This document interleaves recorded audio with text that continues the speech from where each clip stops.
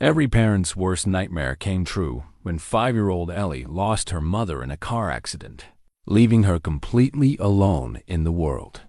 With nowhere else to go, she wandered into a quiet Amish village in Lancaster County, carrying only a torn photograph of the mother she would never see again. There she met Jakob, a 60-year-old widower who had closed his heart to the world after losing his own family years before.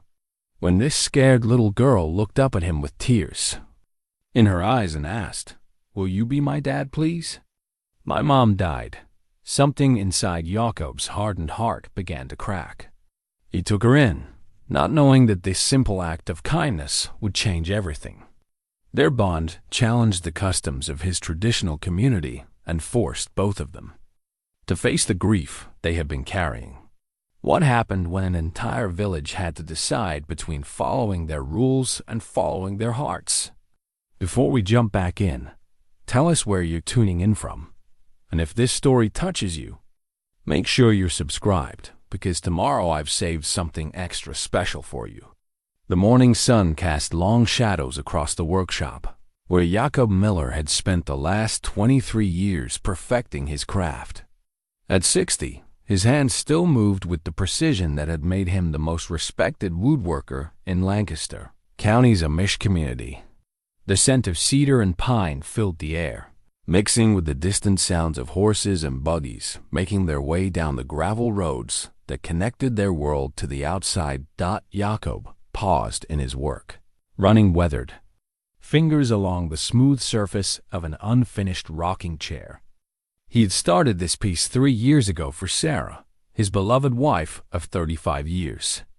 The chair remained untouched since the day he learned she would never sit in it, never rock the grandchildren they had dreamed of having. The fire that took Sarah and their 2 young sons had left more than charred timbers in its wake. It had hollowed out the man who once filled rooms with laughter and gentle wisdom. In the Amish community of Cedar Valley, Jakob had always been known as a man. A few words, but great depth. Bishop Samuel often called upon him for counsel, and younger men sought his guidance in matters of faith and family. His workshop had been a gathering place where fathers brought their sons to learn not just woodworking, but the patience and humility that came with creating something beautiful with your hands. Now the workshop felt too quiet, too empty. Jakob worked alone, accepting orders for furniture and farm equipment, but the joy had gone out of the work. Where he once whistled hymns and shared stories, he now labored in silence, his conversations limited to the necessary exchanges of business and worship. The community understood his grief. They had given him space, time, and prayers. Ruth Byler, Sarah's closest friend and now a widow herself, still brought him meals twice a week, leaving them on his porch with a gentle knock. She knew better than to expect him to answer the door, but she also knew he needed the nourishment and the quiet reminder that someone still cared. Bishop Samuel, a man of 65 with a white beard that reached his chest, watched Jakob with growing concern. 3 years was long enough for mourning, he believed. It was time for Jakob to rejoin the living, perhaps even consider remarriage. The community needed his skills, his wisdom, his presence at gatherings and barn raisings. But every suggestion was met with polite deflection. Every invitation declined with quiet thanks. Jakob's farmhouse, once alive with Sarah's garden and the children's laughter, now stood like a monument to loss. The vegetable garden had returned to prairie grass. The porch swing hung motionless. Even the barn seemed to sag under the weight of emptiness, housing only his horse and the memories of busier times. On this particular Tuesday morning, Jakob worked on a dining table commissioned by the Troyer family for their oldest daughter's upcoming wedding. The irony wasn't lost on him, creating furniture for new beginnings while his own life remained frozen in grief. His tools moved mechanically, muscle memory guiding joints and curves, while his mind wandered to darker places.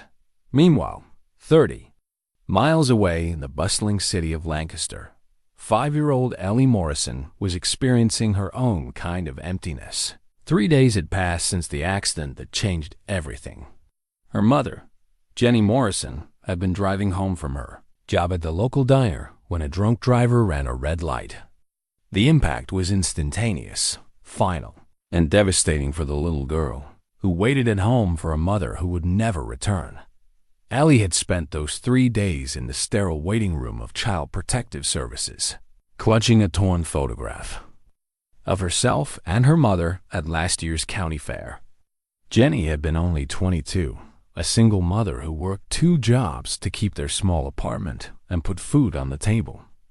They had no extended family. Jenny's parents had died in a car crash when she was 18, and Ellie's father had disappeared before she was born. Mrs. Henderson, the social worker assigned to Ellie's case, was a kind woman in her 50s who had seen too many children pass through the system. She looked at Ellie's file with familiar sadness. No relatives, no family friends capable of taking guardianship, and a long waiting list for foster families in the county. The little girl would likely spend weeks, maybe months, bouncing between temporary placements while permanent arrangements were made. But Ellie had other plans. On Tuesday afternoon, while the adults discussed her future in hushed tones, she slipped out of the building during a shift change. At 5 years old, she understood only that her mother was gone and that these strangers wanted to send her away to live with other strangers.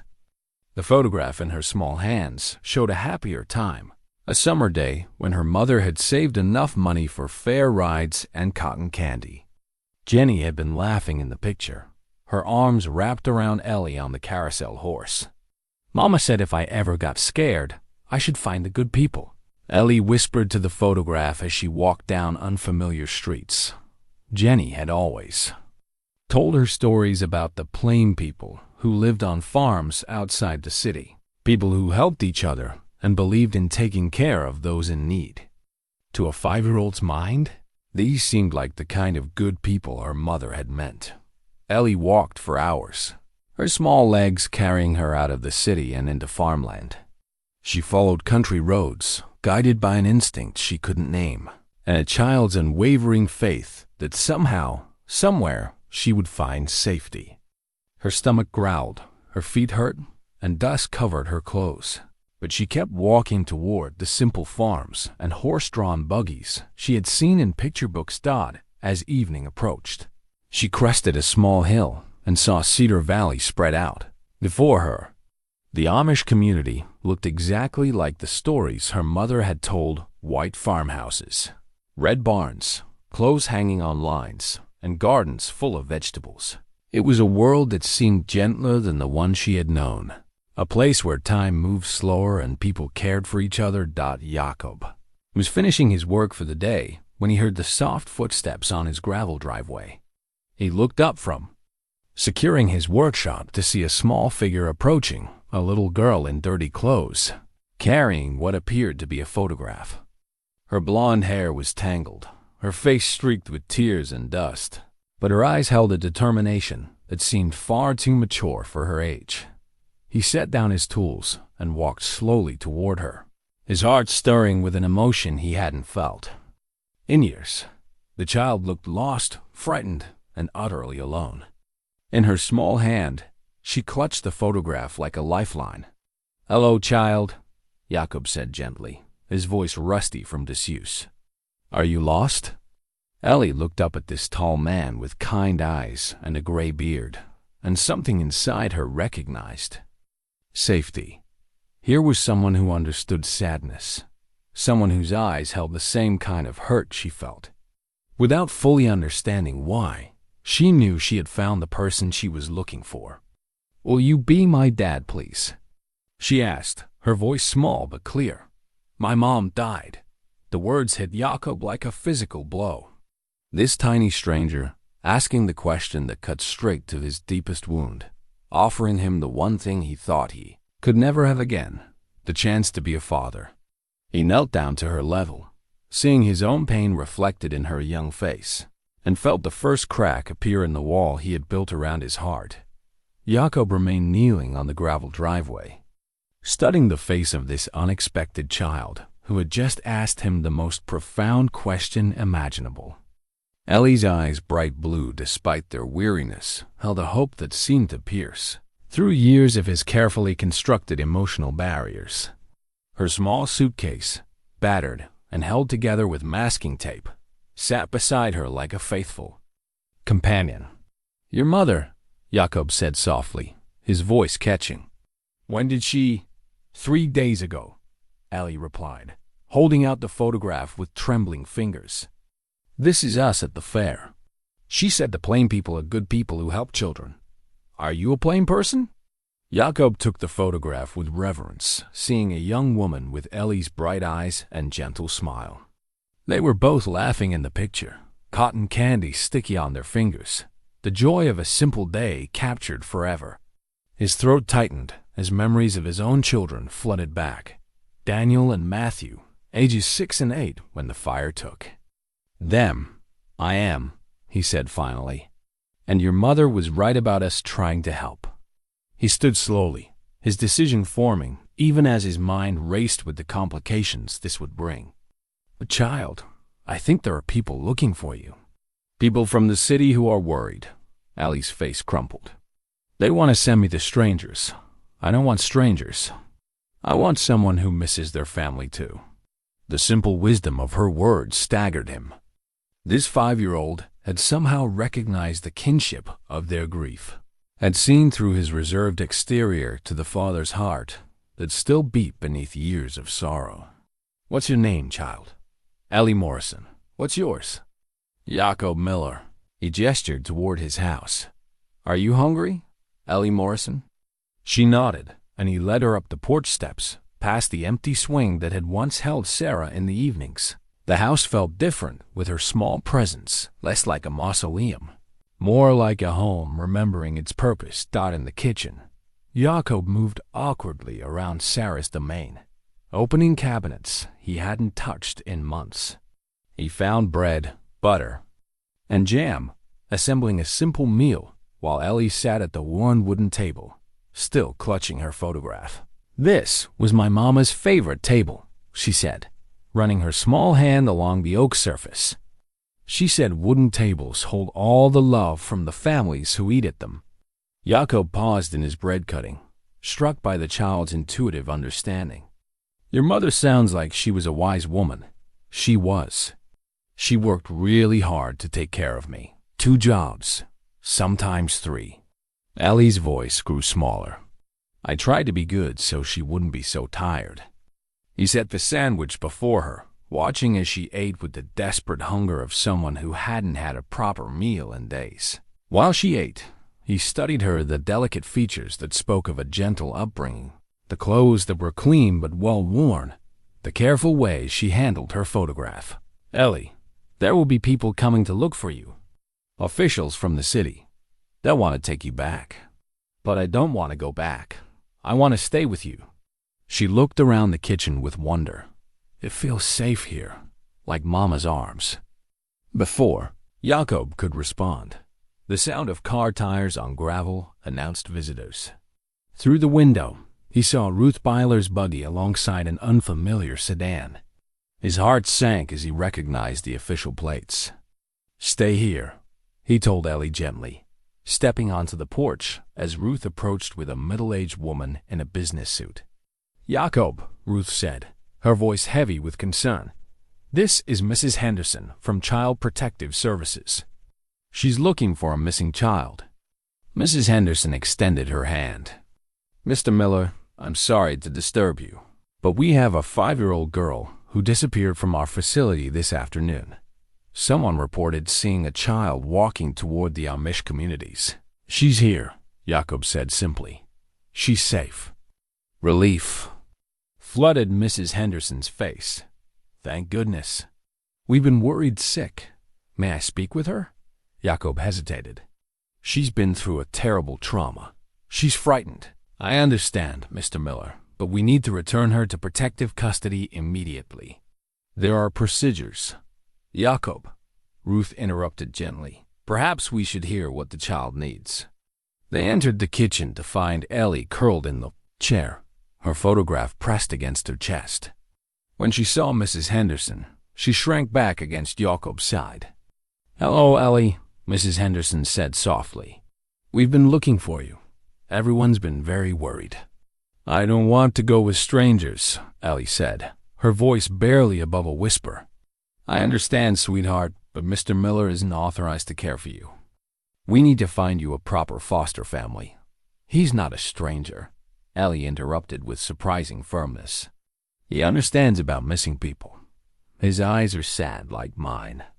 Jakob felt something shift inside his chest, a loosening of grief that had been tightly wound for 3 years.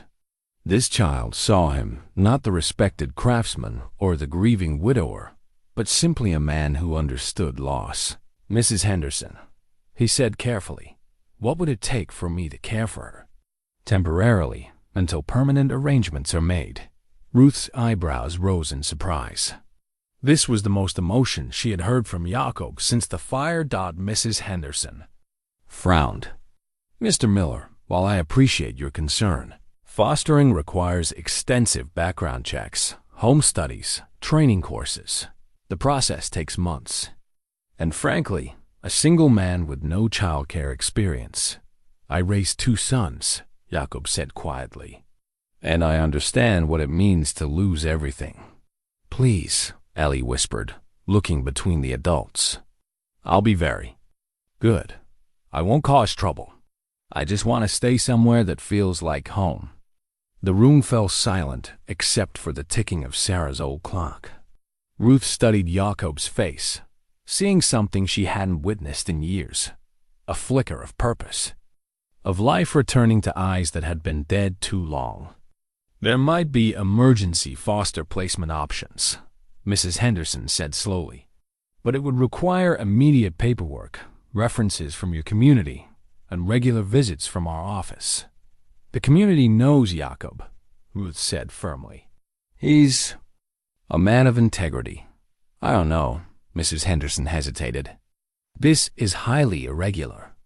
A single Amish man caring for an English child.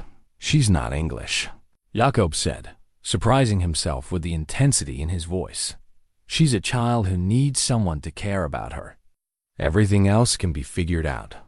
Ellie slipped her small hand into his larger one, and Jakob felt something break open inside him, not the painful breaking of loss, but the healing break that lets light into dark places.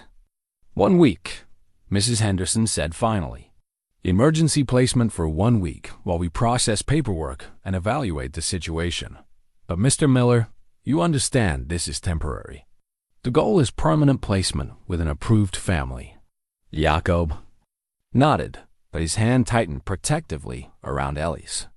1 week, he agreed, though something deep inside him was already preparing to fight for much longer than that. The first morning dawned with an unfamiliar sound in Jakob's house, the soft padding of small feet on hardwood floors. He woke before sunrise, as was his custom. But instead of the hollow silence that usually greeted him, he heard whispered conversations coming from the kitchen. His heart quickened until he realized Ellie was talking to her photograph. "Good morning, Mama," she was saying. "I slept in a real bed with quilts." "The man Jakob, he's very quiet, but his hands are gentle like yours were. I think you'd like him." Jakob dressed silently, moved by the child's ritual of including her mother in her new world. When he entered the kitchen, Ellie was standing on a chair, trying to reach the bread box on the counter. "I wanted to make breakfast," she said, not startled by his appearance. "Mama taught me how to make toast."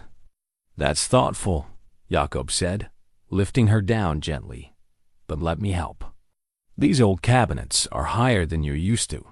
Together they prepared a simple breakfast toast with butter and jam, fresh milk from his neighbor's cow, and eggs from the chickens that wandered his backyard. Ellie chattered softly as they worked, her natural curiosity about everything from the wood-burning stove to the hand pump at the kitchen sink. "Why don't you have electric lights?" she asked, watching him light the oil lamp. "Our people believe in living simply," Jakob explained. "We use what we need, Nothing more. Mama and I live simply too, but not by choice, Ellie said matter-of-factly. She said someday we'd have enough money for all the lights we wanted, but I liked our little apartment. It was cozy. After breakfast, Jakob faced a dilemma he hadn't considered: what to do with a 5-year-old while he worked. In Amish families, children naturally integrated into daily life, but Ellie was unfamiliar with farm routines and potentially dangerous tools. "Would you like to see my workshop?" he asked. Ellie's eyes lit up. "The place where you make furniture?" "Yes, but you must promise to listen carefully and only touch what I tell you it's safe to touch." She nodded solemnly, and he led her to the converted barn that housed his woodworking operation. The morning light streaming through the large windows illuminated dust motes dancing in the air, and the rich scent of wood shavings created an atmosphere of industrious peace. "It smells like Christmas trees," Ellie breathed, spinning in the center of the workshop. Jakob smiled, the first genuine smile he'd felt in months. "That's the cedar. I'm making a hope chest for a young woman who's getting married." "What's a hope chest?" "It's where a woman keeps things for her future home. Linens, quilts, special dishes, things that represent her dreams."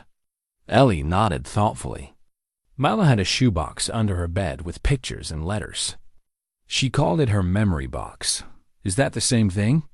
"Very similar," Jakob said, his throat tightening at the child's innocent wisdom. He set up a small work area for her with scraps of wood, sandpaper, and child-safe tools. While he worked on the hope chest, Ellie industriously sanded pieces of pine, her tongue poking out in concentration. "What are you making?"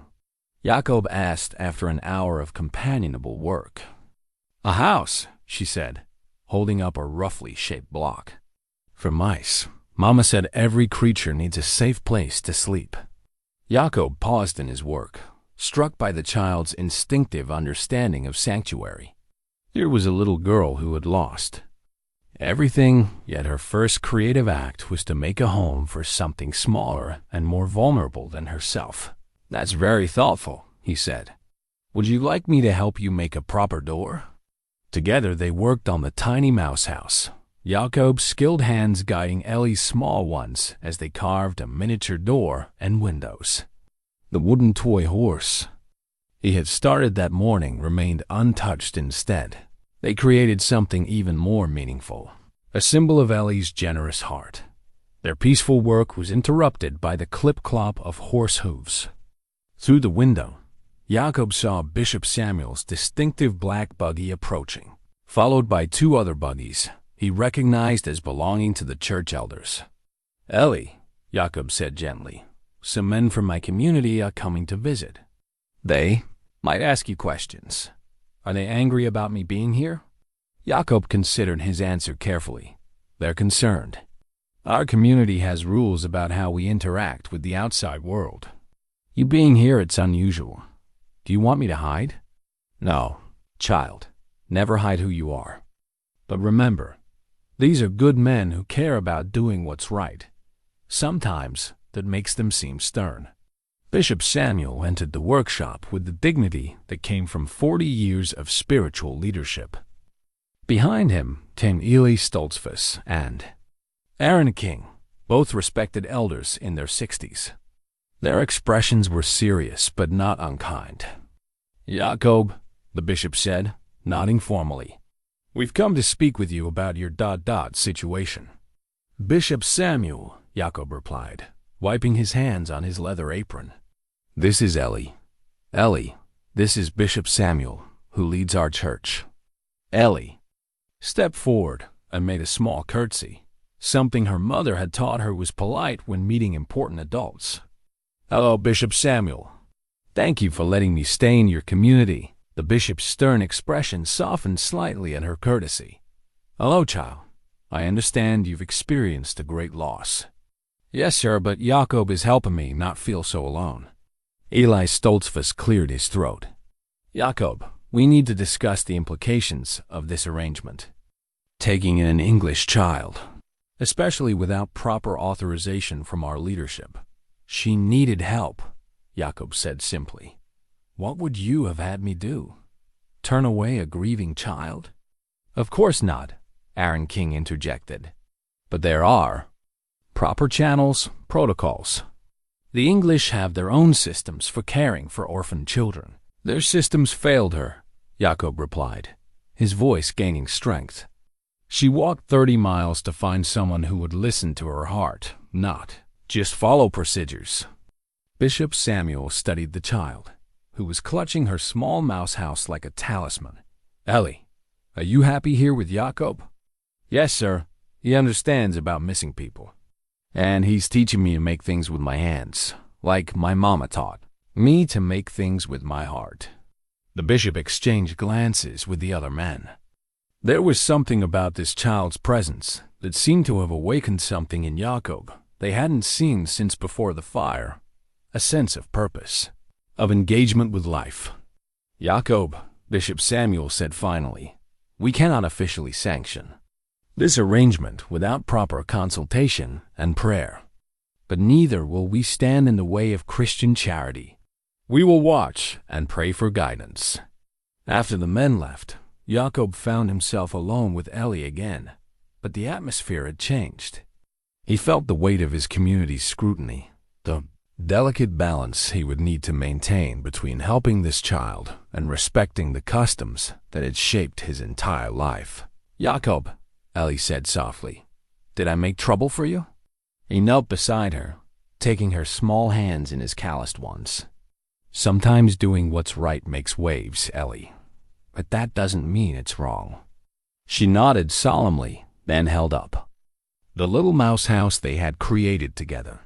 Can we make more houses tomorrow? In case other little creatures need a safe place. Looking at her hopeful face, Jakob felt something shift permanently in his heart. This wasn't just about providing temporary shelter for a lost child. This was about learning to hope again, to build instead of merely enduring. Yes, he said, his voice thick with emotion. We'll make as many as we need. By the end of their first week together, Ellie had settled into Jakob's quiet routines with the adaptability that children possess. She woke with the sunrise, helped gather eggs from the chickens, and spent her mornings in the workshop learning to distinguish between different types of wood by their scent and grain.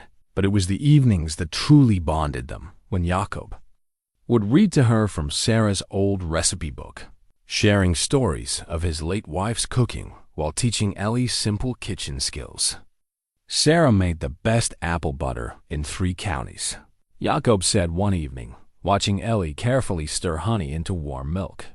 She would spend entire autumn days stirring copper pots, and the whole house would smell like cinnamon and cloves. Mama made pancakes on Sundays, Ellie offered. She said they were shaped like promises, round and golden, and meant to be kept. Jakob paused in his stirring, struck by the poetry in the child's words. Your mother sounds like she understood that. Food is more than nourishment. She said cooking was love you could taste. Ellie looked up at him with serious eyes. Do you think she can see me learning to cook like her? The question pierced Jakob's heart with its innocent faith. I think love doesn't end just because someone dies, Ellie. I think it finds new ways to show itself. Sunday brought their first real test, the weekly worship service held in the Yoder family's barn. Jakob had avoided many community gatherings since Sarah's death, but with Ellie in his care, he felt obligated to attend. The child needed to understand the faith that shaped his world, even if she might not stay long enough to truly embrace it. Ellie wore a simple blue dress that Ruth had brought over, along with a small white bonnet that made her look like a miniature Amish woman. As they walked into the barn, conversation ceased. 30 families turned to stare at the unusual sight of Jakob Miller, accompanied by an English child. Just stay close to me, Jakob whispered, guiding her to a bench near the back. The service proceeded in German, with traditional hymns sung without instruments in the haunting, slow cadence that had echoed through Amish communities for centuries. Ellie listened with rapt attention, her young mind absorbing the solemnity and beauty of the ancient worship style. During the sermon, Bishop Samuel spoke about welcoming strangers and caring for the orphaned, his eyes occasionally resting on Ellie with thoughtful consideration. Several women smiled at her, and a few children her age stared with open curiosity. But Jakob could feel the undercurrent of uncertainty that rippled through the congregation. After service, during the shared meal that followed worship, the community's mixed feelings became more apparent. Anna Stoltzfus, Eli's wife, made a point of including Ellie in conversations with the other children, showing her how to properly spread butter on fresh bread. But Mary King whispered concerns to her husband about the precedent this might set, and several of the older men maintained careful distance. It was Ruth Byler who proved to be Ellie's strongest advocate. The 60-year-old widow approached their table with determination, her own loss having given her deep empathy for the child's situation. "Ellie," Ruth said, settling beside them, "I knew Jakob's wife Sarah very well. She would have loved you immediately." "Really?" Ellie's face brightened. "Oh yes. Sarah had the biggest heart in our community. She never met a stray animal or lonely person she didn't want to help." Ruth glanced meaningfully at Jakob. "She would have understood exactly why you needed to be here." That afternoon, as they walked home from service, Ellie peppered Jakob with questions about Amish life.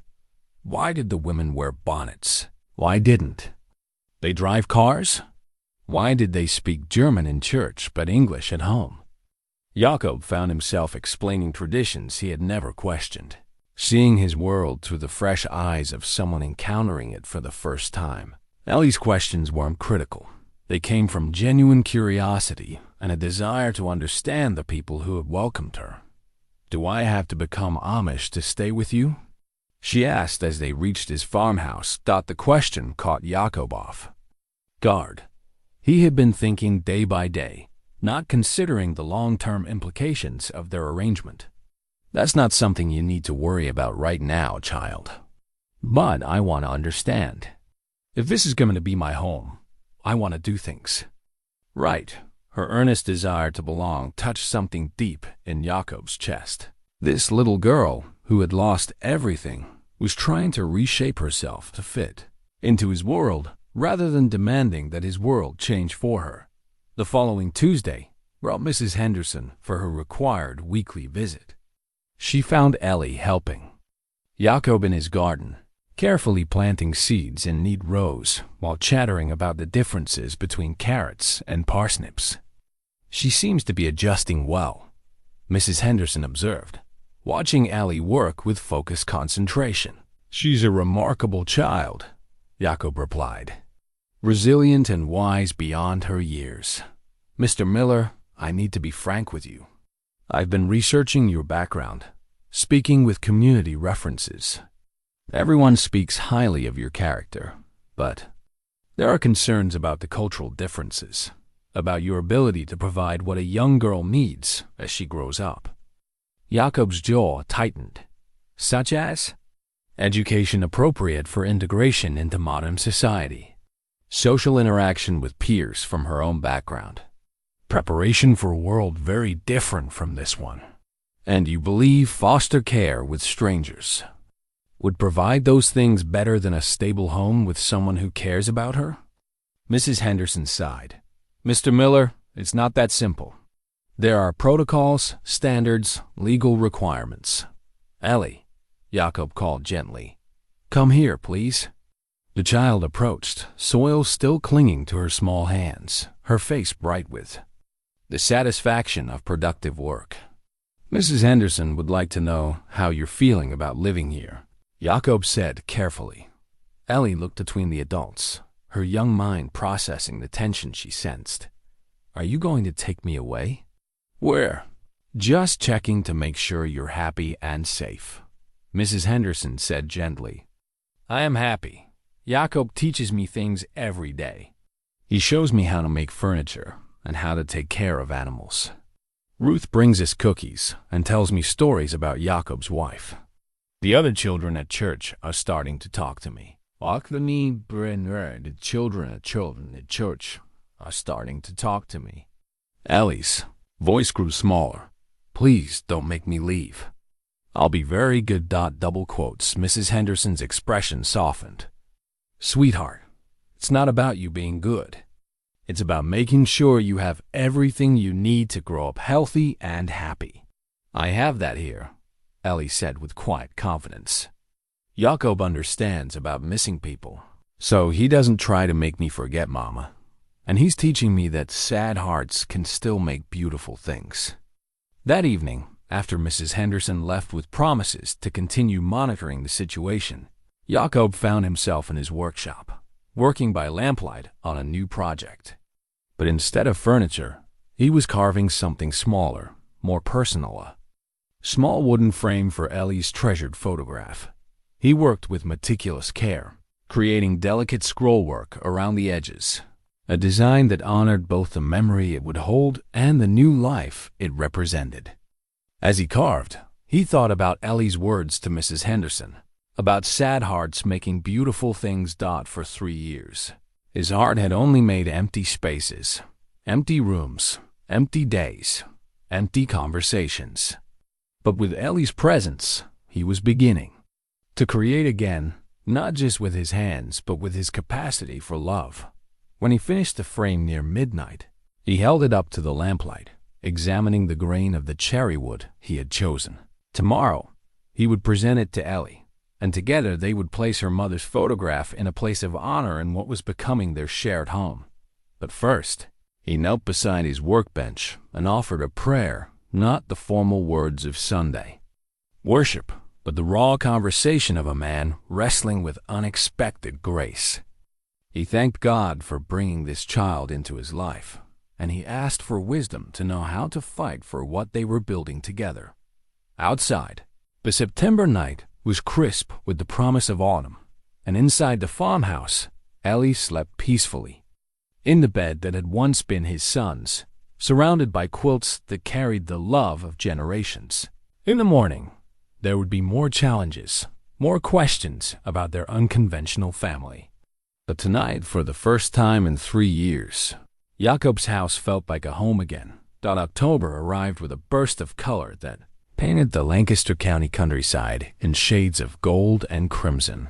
Ellie had been with Jakob for nearly a month, and their daily routines had evolved into something that felt remarkably like family life.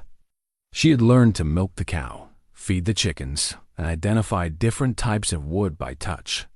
More importantly, her nightmares had nearly stopped, and the haunted look in her eyes was gradually being replaced by something Jakob hadn't dared hope for: contentment. The community quilt project began as Ruth Byler's quiet rebellion against the whispered concerns about Ellie's presence. On a crisp Tuesday morning, she appeared at Jakob's door with her sewing basket and a determined expression. "Ruth," Jakob said, opening the door wider, "you're earlier than usual." "I'm not here for my usual visit," she replied, settling herself at his kitchen table. "I'm here to start a quilt for Ellie, a proper Amish quilt that will keep her warm through winter." Ellie looked up from where she was practicing her letters, copying words from one of Jakob's books. "A quilt just for me? Every child needs a quilt made with love," Ruth said firmly. "And I think there are other women in our community who would like to help." Jakob raised an eyebrow. "Other women?" "Anna Stoltzfus mentioned it after church on Sunday. And young Mary Yoder, she's expecting her first baby, and said practicing her stitches on Ellie's quilt would be good preparation." Ruth began unpacking. "Fabric squares and blues and whites. Martha Fisher wants to contribute some of her finest cotton batting." What Ruth didn't mention was the careful campaign she had been waging among the community women. She had spoken to them individually, sharing observations about Ellie's gentle nature and Jakob's transformation. She had pointed out how the child had brought life back to a man they had all worried about, how she had integrated respectfully into their customs without losing her own identity. By Thursday, Ruth's kitchen table had become the informal headquarters for what the women were calling Ellie's quilt. Anna Stoltzfus arrived with intricate star patterns she had cut from deep blue fabric. Mary Yoder brought delicate white pieces that would frame the stars. Even some of the more reserved women began stopping by, drawn by curiosity and Ruth's gentle persuasion. "She's such a small thing," Martha Fisher observed, examining the quilt's growing size. "But she certainly stirred up a lot of conversation." "Good conversation, mostly," Anna replied, carefully stitching a seam. "My Eli says Jakob is more like his old self than he's been since the fire. Says he's even started whistling again in his workshop." The quilting sessions became more than just sewing circles. They became opportunities for the women to process their feelings about Ellie's presence and what it meant for their community. Some expressed concerns about the precedent it might set. Others shared their own experiences with loss and the ways unexpected blessings sometimes arrived. Meanwhile, Jakob was facing his own challenges. Word of his situation had spread beyond Cedar Valley, and several of his regular customers had quietly canceled orders. The Mennonite family, who usually commissioned dining room sets each autumn, sent a polite letter suggesting they would be looking elsewhere this year. A few English customers remained loyal, but Jakob could feel the financial pressure building.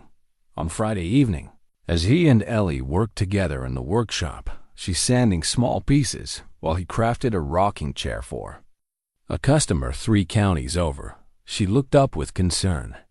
"Jakob, are you worried about something?" He paused in his work. Children, he had learned, possessed an uncanny ability to sense adult anxieties. "Why do you ask?" "You keep looking at that paper on your desk, and you stopped whistling yesterday." Jakob glanced at the letter from the Mennonite family, his latest cancellation. "Some people are concerned about our arrangement, Ellie. It's affecting my work. Because of me? Because some people don't understand that families can be created in different ways than they're used to." Ellie set down her sandpaper and came to stand beside his workbench. "Mama always said that when people don't understand something, they get scared. And when they're scared, they sometimes make mean choices." Her simple wisdom hit him like a physical blow. This 5-year-old understood prejudice and fear better than many adults, because she had experienced their consequences firsthand. "What did your mama say about dealing with scared people?" "She said to be extra kind and patient, because scared people need more love, not less. But she also said sometimes you have to be brave and stand up for what's right, even when it's hard." That weekend brought an unexpected test of Ellie's philosophy. During the Saturday market in town, where Amish families sold produce and crafts to English customers, several community members noticed how people reacted to seeing Jakob with Ellie. Some customers asked pointed questions about the child, and a few made comments about mixing worlds that weren't meant for Amish ears. But there were positive reactions, too.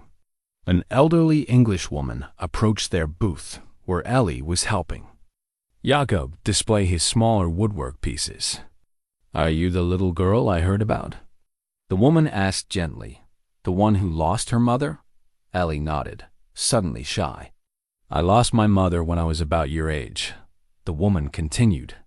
"It's the hardest thing in the world, but I can see you've found someone special to take care of you." "Jakob is teaching me to make beautiful things," Ellie said, gaining confidence. "And his friends are making me a quilt with stars on it." The woman smiled at Jakob. "You're doing something wonderful here. Don't let anyone tell you otherwise." Such interactions gave Jakob hope, but he couldn't ignore the growing tension within his own community.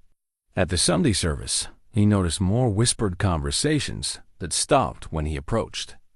Several families kept their children at a distance from Ellie, and the men's conversations in the barn after worship seemed to center around concerns about maintaining separation from the world. It was Bishop Samuel who finally addressed the situation directly. On Monday morning, he arrived at Jakob's workshop alone, his expression serious but not unkind. "Jakob, we need to talk." They sat on the rough wooden benches Jakob used for breaks, while Ellie worked quietly in the corner with a collection of wood scraps, creating what she called a village for all the creatures who need homes. "The community is struggling with your situation," Bishop Samuel began. "Some families are expressing concerns that by taking in an English child, you're compromising our separation from the world." "She's 5 years old," Jakob replied. "She's not a threat to our way of life." "That's not the point, and you know it. The point is precedent. If we allow this, what message does it send about our boundaries, our commitment to living apart?" Jakob watched Ellie carefully arranging tiny wooden houses, her concentration complete and peaceful. "Perhaps it sends the message that love doesn't recognize boundaries, that Christian charity is more important than rigid adherence to rules. Those rules exist for good reasons, Jakob. They've protected our community for generations. And what has our protection accomplished if it leaves us unable to help a grieving child?" Bishop Samuel was quiet for a long moment. "There are proper channels for helping English children. Donations to orphanages, support for social services." "She didn't need an institution," Jakob interrupted. "She needed a father. And God, in his wisdom, brought her to someone who needed to be a father again." The bishop studied Jakob's face, seeing a conviction that hadn't been there since before the fire. "The Ordnung is clear about maintaining separation. The Ordnung is also clear about caring for orphans and widows," Jakob replied firmly. "About loving our neighbors as ourselves. Sometimes those principles conflict, and we have to choose which one serves God's purpose better." Bishop Samuel stood, his expression troubled. "I've known you for 40 years, Jakob. You've never been one to challenge authority or push boundaries. This child has changed you." "Yes," Jakob said simply. "She's reminded me that faith without action is meaningless. That sometimes following Christ means making people uncomfortable." After the bishop left, Ellie approached Jakob with one of her wooden houses. "Is he angry about me living here?" "He's concerned about doing what's right for the community." "What? About doing what's right for me?" Jakob knelt to her level, taking the small house she had crafted. It was rough but sturdy, made with careful attention to details she had observed in the real houses around her. "Sometimes adults forget that rules are supposed to serve people, not the other way around," he said gently. "But I promise you, Ellie, no matter what anyone says, you belong here. This is your home." That evening, Ruth arrived with news that lifted both their spirits. The community quilt was nearly finished, and the women wanted to present it to Ellie at the next Sunday gathering. "Some of the finest needlework I've ever seen," Ruth reported proudly. "Even Mary King contributed a border, and she's been one of your harshest critics." As they sat around the kitchen table sharing apple cider and fresh bread, Ellie asked, "Ruth, why do some people not want me here?" Ruth considered her answer carefully. "Fear, mostly. Fear of change. Fear of being different. Fear of making mistakes. But fear isn't a good reason to turn away from love. Mama always said fear makes people smaller. The love makes them bigger."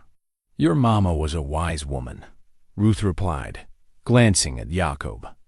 "And she raised a daughter who understands things that many adults struggle with." That night, as Jakob tucked Ellie into bed with her mother's photograph in its new wooden frame on the nightstand, she asked, "Jakob, if they make me leave, will you be sad?" The question pierced his heart. "Yes, Ellie, I would be very sad. But you'd be okay, right? You were okay before I came." Jakob realized with startling clarity that he hadn't been okay before she came. He had merely been existing. This child had not only given him purpose again, she had reminded him what it meant to truly live. "I thought I was okay," he said honestly. "But now I understand the difference between surviving and living. You've taught me how to live again." She smiled, sleepily. "Good, because I don't want to leave. This feels like home."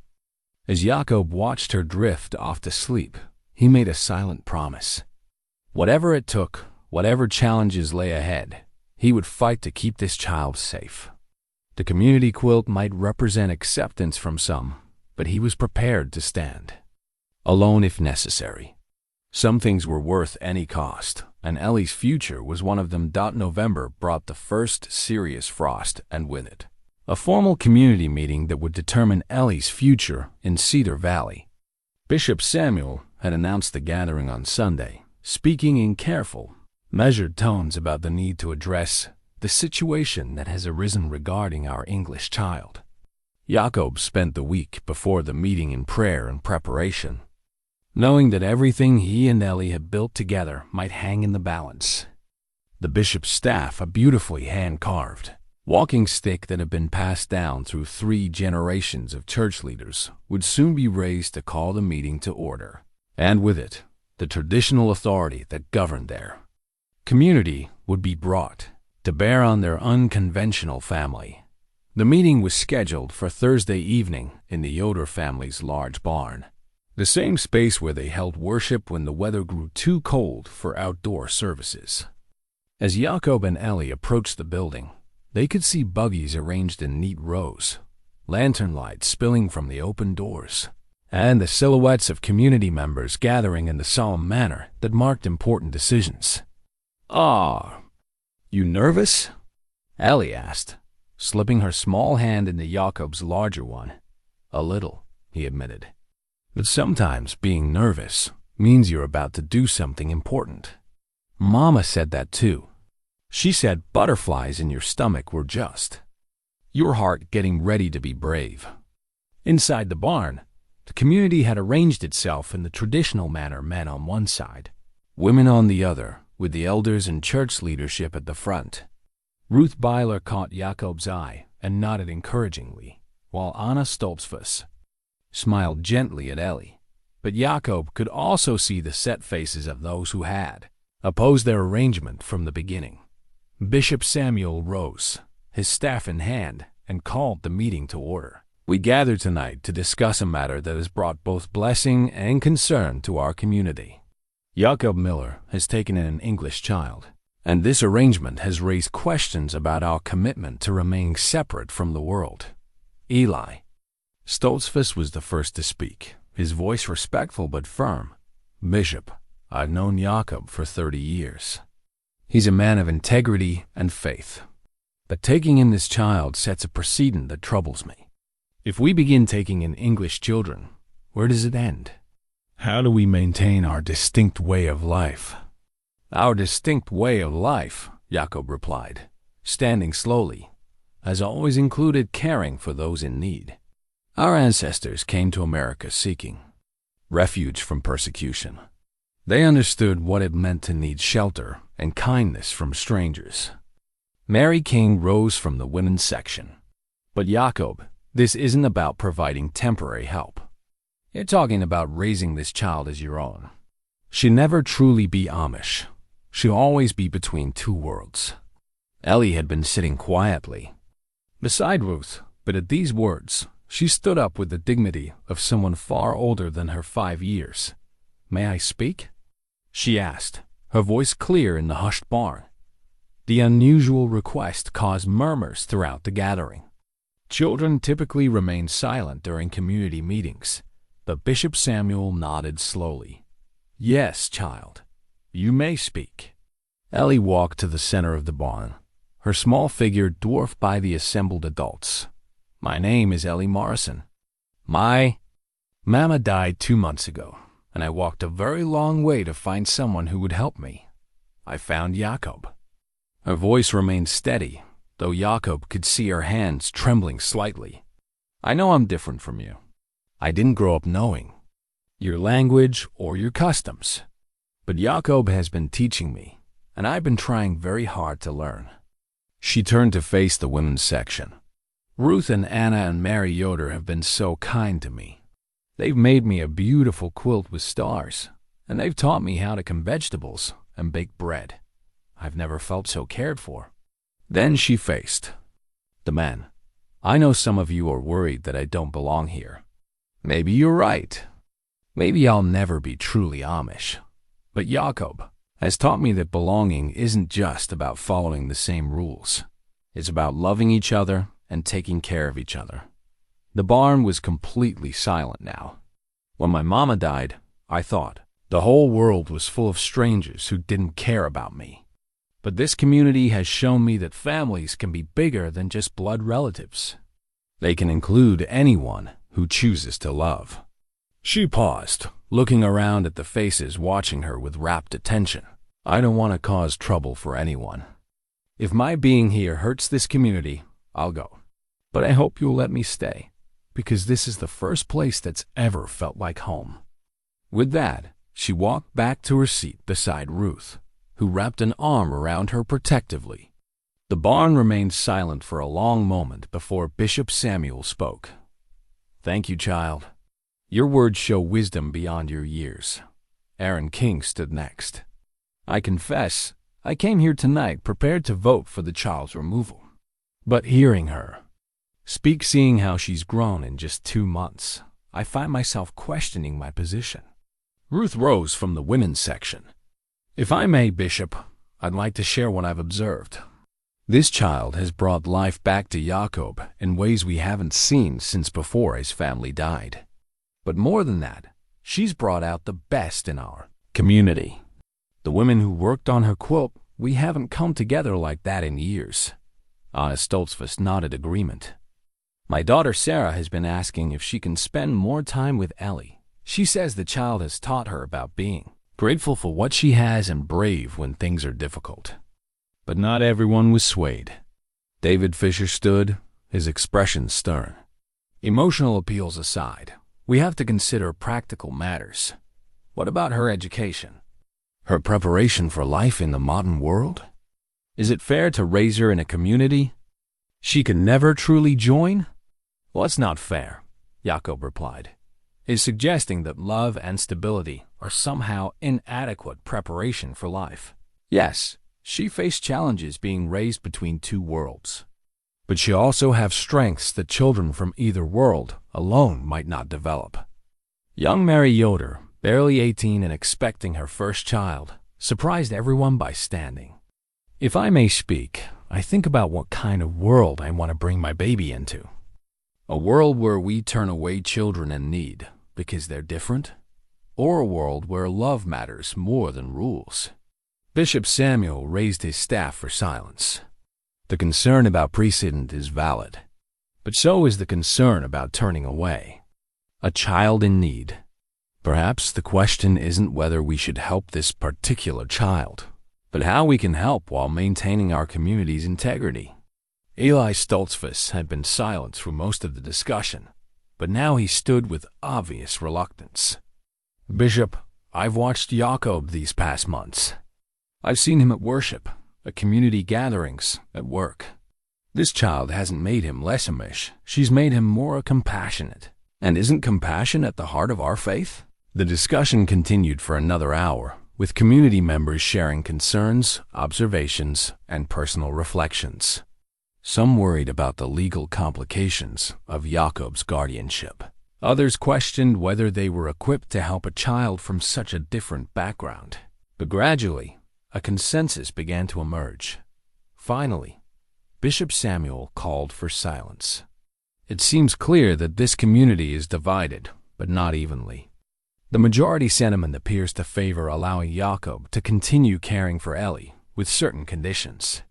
He outlined those conditions: regular consultation with church leadership, continued cooperation with social services, and a commitment from Jakob to ensure Ellie received education that would prepare her for life in either the Amish or English world. But, the bishop continued, his voice growing stern, this decision applies only to this specific situation. It is not to be considered a precedent for future cases. Each situation must be evaluated individually. As the meeting concluded and families began to file out, many stopped to speak with Jakob and Ellie. Some offered encouragement and support. Others remained reserved but respectful. A few, like the Fishers, maintained their distance. Their disapproval clear but contained. Ruth helped Ellie into her coat as they prepared to leave. "How do you feel about what happened tonight?" "Grateful," Ellie said simply. "And a little scared. What if I make mistakes? What if I disappoint them?" "Child," Ruth said gently, "disappointing people is part of growing up. What matters is that you keep trying to do your best." As they walked home under a star-filled sky, Ellie was unusually quiet. Finally, she asked, "Jakob, do you think my mama would be proud of how I spoke tonight?" Jakob stopped walking and knelt beside her, taking her small hands in his. "Ellie, your mother would be amazed by your courage and wisdom. You spoke from your heart about things that matter most: love, family, belonging. That takes tremendous bravery." "I was scared," she admitted. "Being scared, but doing what's right anyway. That's what real courage is." That night, as Jakob tucked Ellie into bed under her new community quilt, the stars bright against the deep blue fabric, she asked one more question. "Jakob, am I really part of this family now? Really, truly?"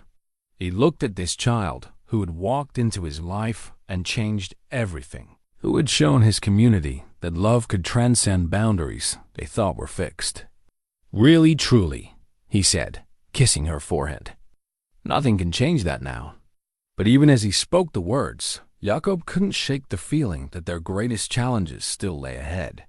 The community had given their cautious approval, but he knew that Ellie's future was far from secure. There were still legal hurdles to overcome, still those who questioned their arrangement, still the possibility that outside forces could tear apart what they had so carefully built. For tonight, though, they were safe. For tonight, they were home. And sometimes, Jakob reflected as he watched Ellie drift off to sleep. That was enough. December arrived with an early snowfall that blanketed Cedar Valley in pristine white, transforming the community into a scene from a Christmas card. Ellie had been with Jakob for 3 months now, and their life together had settled into comfortable rhythms. She had learned to help with winter preparations, preserving food, stacking firewood, and preparing the house for the long, cold months ahead. The community's acceptance, while not universal, had grown warmer since the November meeting. It was. On a Tuesday morning, as Jakob worked on a rocking horse he was carving as a Christmas gift for Ellie, that Mrs. Henderson arrived with news that would shatter their peaceful world. But she wasn't alone. Behind her sedan came a battered pickup truck, carrying a man Jakob had never seen before. "Mr. Miller," Mrs. Henderson said, her voice strained with tension. "We need to talk. There's been a development in Ellie's case." The man who emerged from the pickup truck was thin and nervous, with hollow cheeks and clothes that had seen better days. His hair was unkempt, his eyes darted constantly, and he carried himself with the twitchy energy of someone who had lived hard and fast. Everything about him seemed wrong in the peaceful setting of the Amish farm. "Jakob," Ellie said quietly, appearing at his side. "Who is that man?" Before Jakob could answer, Mrs. Henderson spoke. "Ellie, this is David Morrison. He's your biological father." The words hit like a physical blow. Ellie moved closer to Jakob, instinctively seeking protection, while Jakob felt his world tilt on its axis. This man, this stranger, who looked like he'd rather be anywhere else, was supposed to be dead. The social services file had been clear. Father unknown, presumed deceased. "That's impossible," Jakob said, his voice steady despite the chaos in his mind. "The records showed." "The records were incomplete," Mrs. Henderson interrupted, her own discomfort evident. "Mr. Morrison has come forward with legal documents proving his paternity. He's been away for several years, but he's now in a position to claim custody of his daughter." David Morrison stepped forward, his smile awkward and clearly forced. "Hey there, kiddo. I bet you don't remember your old dad, huh?" Ellie pressed closer to Jakob, her small hand gripping his coat. "I don't know you," she whispered. "Well, of course you don't," David said with a laugh that sounded more nervous than amused. "You were just a baby when I had to go away. But I'm back now, and I'm ready to be your daddy again." Jakob knelt beside Ellie, his protective instincts flaring. "Where have you been for 5 years?" he asked, his voice carrying an edge that made David step back slightly. "Look, it's complicated, okay?" David's nervous energy ramped up. "I had some problems, had to get my life together. But I'm clean now, got a job, got a place. I'm ready to take care of my little girl." Mrs. Henderson pulled Jakob aside while Ellie remained frozen in place, staring at this stranger who claimed to be her father. "Mr. Miller, I'm as shocked as you are. David Morrison was listed as deceased in our files because Jenny Morrison told us he had died in a motorcycle accident. She apparently fabricated that information. Why would she do that?" Mrs. Henderson glanced meaningfully at David, who was now trying to coax Ellie into conversation with increasing desperation. "Mr. Morrison has a history. Drug charges, domestic disturbance calls, theft. Jenny was protecting her daughter by hiding from him." Jakob's blood ran cold. "And now he wants custody? He has legal rights as the biological father. More rights than you do, unfortunately." Jakob watched as David crouched down to Ellie's level, his movements jerky and unpracticed. "Come on, sweetie, don't be shy. Daddy brought you a present." He pulled a cheap plastic doll from his coat pocket, its garish colors and synthetic materials. A stark contrast to the simple wooden toys Ellie had grown to love. She looked at the offering with polite confusion. "Thank you," she said quietly, taking the doll but holding it away from her body as if it might bite. "See, we're going to get along just fine," David said, his relief palpable. "I got us a nice little apartment in Philadelphia. You're going to love. It got cable TV, video games, all the stuff kids like." "I don't know what those things are," Ellie said softly. David's smile faltered. "Well, you'll learn. You're going to love the modern world, kiddo. No more of this old-fashioned stuff." He gestured dismissively at Jakob's farm. Jakob felt something dangerous rise in his chest, a protectiveness so fierce it surprised him. "Mrs. Henderson, what are the legal requirements here?" "Mr. Morrison needs to demonstrate that he can provide a stable home environment.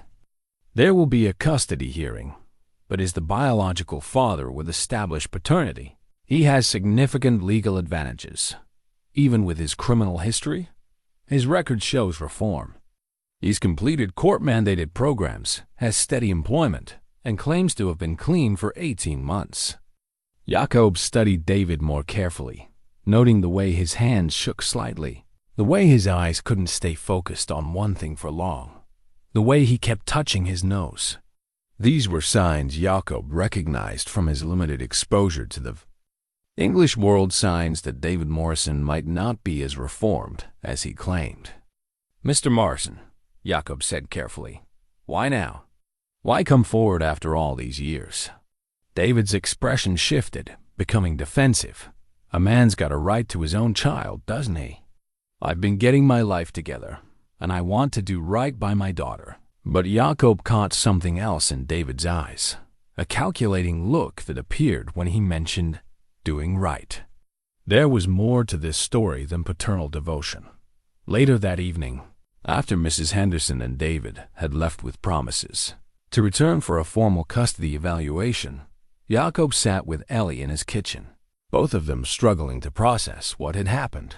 "Jakob," Ellie said quietly, "why didn't Mama tell me about him?" Jakob chose his words carefully. Sometimes mothers have to make very difficult decisions to protect their children. Your mama loved you more than anything in the world. But he's my real father, isn't he? My blood father? The question cut deep because Jakob knew what it implied, that despite everything they had built together, despite the love and care and daily devotion, he was not her real father in the eyes of the law. "Ellie, there are different kinds of fathers. There are fathers who share your blood and fathers who share your life. Both can be real in different ways. Which kind are you?" Jakob pulled her close, breathing in the familiar scent of her hair. now clean and healthy from months of good care. I'm the kind who chooses to love you every single day." That night, after Ellie had gone to bed, Jakob found himself in his workshop. Not working, but simply sitting in the darkness, trying to make sense of this devastating turn of events. Ruth found him there an hour later, having seen his lamplight from her kitchen window. "I heard about what happened," she said simply, settling beside him on the wooden bench. 3 months, Jakob said, his voice hollow. 3 months of building something beautiful, and now this stranger appears and claims the right to tear it all down. "What do you know about him?" Jakob shared what Mrs. Henderson had revealed about David's history, his suspicions about the man's current condition, and his fears about what kind of life Ellie would have if she were forced to go with him. "There has to be something we can do," Ruth said. "Some way to fight this? Against biological rights? Against the law?" Jakob shook his head. "I'm not even legally related to her, Ruth. I'm just a stranger who took her in. You're the man who saved her life, who gave her a home when she had none, who loves her unconditionally." Ruth's voice grew fierce. "That has to count for something." Jakob wanted to believe her, but he had seen the determination in David Morrison's eyes, and more troubling, the desperation. This wasn't about a father's love for his child. This was about something else entirely, something that made David's sudden appearance deeply suspicious. "Ruth," Jakob said slowly, "what would make a man with David's history suddenly want custody of a child he abandoned years ago?" Ruth was quiet for a moment. Then her eyes widened with understanding. "Money. Jenny's death. There might have been insurance money, benefits, something that makes Ellie valuable to him." The thought made Jakob sick, but it explained everything. The nervous energy, the calculated looks, the sudden appearance after 5 years of absence. David Morrison wasn't here to be a father. He was here to claim whatever financial benefits came with having custody of Jenny Morrison's daughter. "We have to protect her," Jakob said, his voice gaining strength. "Whatever it takes, we have to find a way to keep her safe." Ruth nodded grimly. "Then we'd better start praying for wisdom and preparing for a fight. Because something tells me David Morrison isn't going to give up easily." Outside, the December wind howled through the bare trees, and snow continued to fall on the little farmhouse where a 5-year-old girl slept peacefully, unaware that her world was about to be torn apart once again. In the kitchen, her mother's photograph sat in its carefully carved frame, a silent witness to the love that had surrounded her daughter in this place. But love, Jakob was learning, was sometimes not enough against the cold machinery of law and the selfish calculations of those who saw children as possessions rather than precious souls deserving protection. Tomorrow would bring new challenges, new fears, and the beginning of a battle that would test everything he believed about justice, family, and the power of the human heart to overcome impossible odds. The legal documents David had brought sat on Jakob's kitchen table like a declaration of war formal papers that reduced Ellie's future to a matter of blood and biology, ignoring the deeper truths about what made a family real. As Jakob finally made his way to bed, he passed Ellie's room and heard her whisper in her sleep, "Please don't make me go, Jakob. Please don't let him take me away." Standing in her doorway, watching this child who had become his daughter in every way that mattered, Jakob made a silent vow. He would fight this battle with every tool at his disposal, every resource he could muster, every ally he could find, because some things were worth fighting for, regardless of the odds, and Ellie's safety and happiness were worth everything he had. The custody hearing was scheduled for January 15th, giving Jakob less than 6 weeks to prepare for the fight of his life. In the days following David Morrison's appearance, the little farmhouse that had been filled with peace and growing joy became a hub of desperate activity as Jakob sought legal counsel and the community rallied around their unlikely family. The handwritten letter Jakob composed to his deceased wife Sarah became his anchor during those dark weeks. sitting at the kitchen table where he and Ellie shared their meals. He poured out his heart in words that helped him understand his own transformation. "My dearest Sarah," he wrote by lamplight, "a year ago, I thought my capacity for love had died with you and our boys. I was wrong. God has given me another chance to be a father, and I find myself willing to fight the whole world to protect this precious child. I know you would love her as I do. She has your gentle heart and your way of seeing beauty in simple things. Help me find the strength to keep her safe." The letter remained unfinished on his desk, but writing it gave Jakob clarity about what he was truly fighting for, not just custody of a child, but the preservation of a family that had been born from loss and nurtured by love. Meanwhile, Ruth Byler had transformed into a general marshaling resources for battle. She coordinated with the women who had made Ellie's quilt, organizing character witnesses and documentation of the child's integration into the community. Anna Stoltzfus contributed detailed notes about Ellie's progress in learning Pennsylvania Dutch. Mary Yoder wrote a letter describing how Ellie had helped her through a difficult pregnancy with her kindness and maturity. Even some of the men who had initially opposed Ellie's presence found themselves coming forward. Aaron King, who had questioned the arrangement at the November meeting, now volunteered to testify about Jakob's character and the positive changes in the community since Ellie's arrival. But it was Bishop Samuel's unexpected support that surprised everyone most. The elderly leader appeared at Jakob's workshop on a snowy Thursday morning, his carved staff tapping against the wooden floor as he surveyed the space where so much of Ellie's healing had taken place. "Jakob," the bishop said, picking up one of the small wooden animals Ellie had helped carve, "I've been praying about this situation. And what has your prayer revealed? That sometimes God's plan doesn't align with our human understanding of proper procedure." Bishop Samuel set down the wooden rabbit with careful reverence. "This child has changed you, changed our community in ways that honor our faith.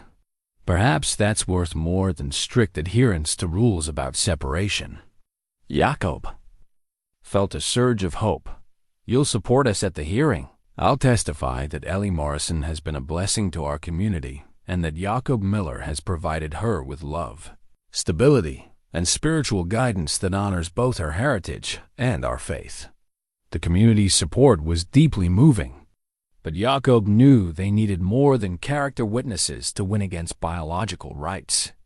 He had hired James Patterson, an English lawyer from Lancaster who specialized in family law and had experience with Amish clients.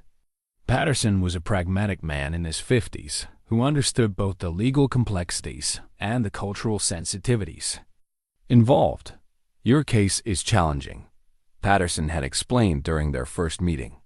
"Pennsylvania law strongly favors biological parents, especially when they can demonstrate reform and stability. But we have several angles to pursue." Patterson had immediately begun investigating David Morrison's claims of reform and stability. What he found was troubling but not conclusive. David had indeed completed court-mandated programs and maintained employment for 8 months at a construction company. But there were gaps in his story, inconsistencies in his timeline, and concerning reports from neighbors about erratic behavior. "He's hiding something," Patterson told Jakob during a strategy session. "But hiding something isn't enough to deny custody. We need proof that he's unfit or that his motives are questionable." The breakthrough came from an unexpected source. Mrs. Henderson, who had been struggling with her own conscience about the case, arrived at Jakob's farm on a bitter January morning with information that could change everything. "Mr. Miller," she said, settling at his kitchen table where Ellie was practicing her letters, "I need to share something with you, though it could cost me my job." Jakob sent Ellie to play in her room while Mrs. Henderson explained what she had discovered. "I've been digging into David Morrison's background, and I found something troubling. Jenny Morrison had a life insurance policy through her employer $50,000 with Ellie as the beneficiary. As her legal guardian, David would control that money until she turns 18. The revelation hit Jakob like a physical blow. So this isn't about wanting to be a father. There's more. I contacted Jenny's former employer, the diner where she worked. Her manager remembered David Morrison. He showed up there twice in the months before Jenny's death, demanding money, threatening to take Ellie if Jenny didn't pay him. She was terrified of him. Why didn't this come out during the original custody proceedings? Because Jenny told us he was dead. She was protecting Ellie from him. Mrs. Henderson's voice grew heavy with regret. I should have investigated more, thoroughly, but we had no reason to doubt a grieving mother's word. This information gave Patterson ammunition for the hearing, but it also raised the stakes dramatically. If David Morrison was desperate enough to pursue a child he had abandoned for financial gain, what might he do if his legal claim was threatened? Jakob's fears were realized the following week when David appeared at the farm unannounced, demanding to see his daughter. The confrontation took place in the workshop, away from Ellie's ears, but the tension was palpable. You think you're better than... don't you? David snarled, his nervous energy more pronounced than before. Living in your little fantasy world, playing house with my kid. Ellie is happy and safe here, Jakob replied calmly, though his hands clenched at his sides. Isn't that what matters?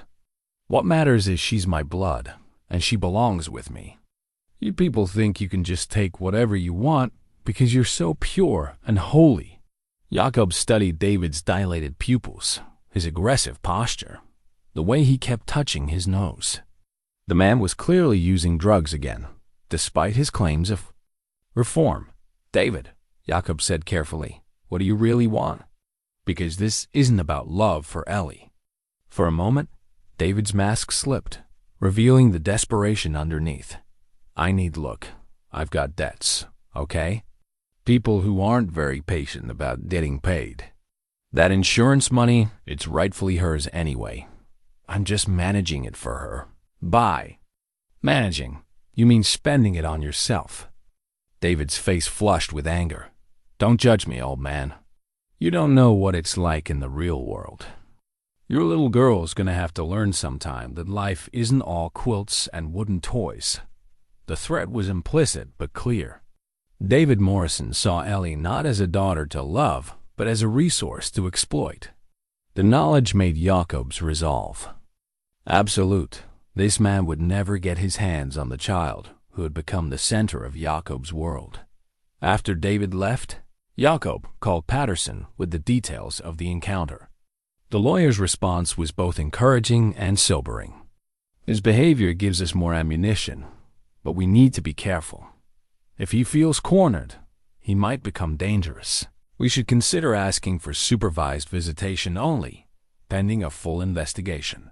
As the hearing date approached, Jakob found himself working on a special project, a memory box for Ellie, carved from the finest cherry wood he could find.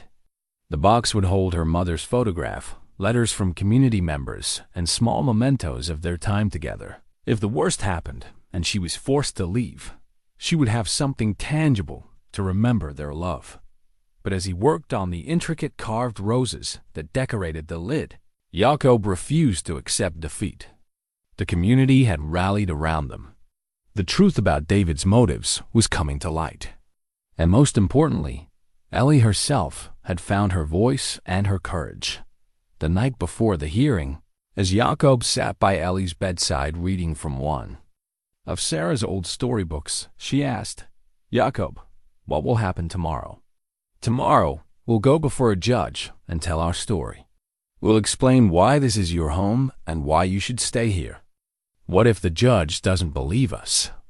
Jakob set down the book and took her small hands in his. Then we'll keep fighting, Ellie, because some things are worth fighting for, no matter how long it takes. Promise? I promise. I promise. No matter what happens, tomorrow you will always be my daughter. Nothing can change that. As Ellie drifted off to sleep, Jakob completed his letter to Sarah. Tomorrow we face the greatest test of our faith and love. I pray that justice will prevail, but if it doesn't, I want you to know that this child has given me back my life, my purpose, my reason to hope. Whatever happens, she has been the greatest blessing of my later years. Watch over her, my beloved. Help me find the words to convince a judge that love matters more than law, that families are built by choice as much as by blood. Outside, the January wind howled across the snow-covered fields, and morning approached with the promise of either triumph or heartbreak. In a few hours, Jakob would enter an English courtroom and fight for the right to keep the child who had walked into his life and changed everything. The memory box sat finished on his workbench, its surface smooth and perfect, waiting to either celebrate their victory or preserve their love against an uncertain future. Either way, it would stand as testimony to the truth that had sustained them through these difficult months, that families created by love were no less real than those created by blood, and that sometimes the greatest act of faith was simply refusing to give up on the people who mattered most. The Lancaster County Courthouse stood like a monument to English justice, its imposing stone facade and formal columns a stark contrast to the simple wooden buildings of Cedar Valley. Jakob had never felt smaller or more out of place than when he walked up those steps on the morning of January 15th, wearing his best black suit and carrying the weight of Ellie's future on his shoulders. The courtroom was filled beyond capacity. Word of the unusual custody case had spread throughout both the Amish and English communities, drawing reporters, social workers, and curious observers. But Jakob's eyes found only the familiar faces that mattered. Ruth Byler sitting in the front row, Bishop Samuel with his hands folded in prayer, Anna Stoltzfus clutching a handkerchief, and dozens of other community members who had come to show their support.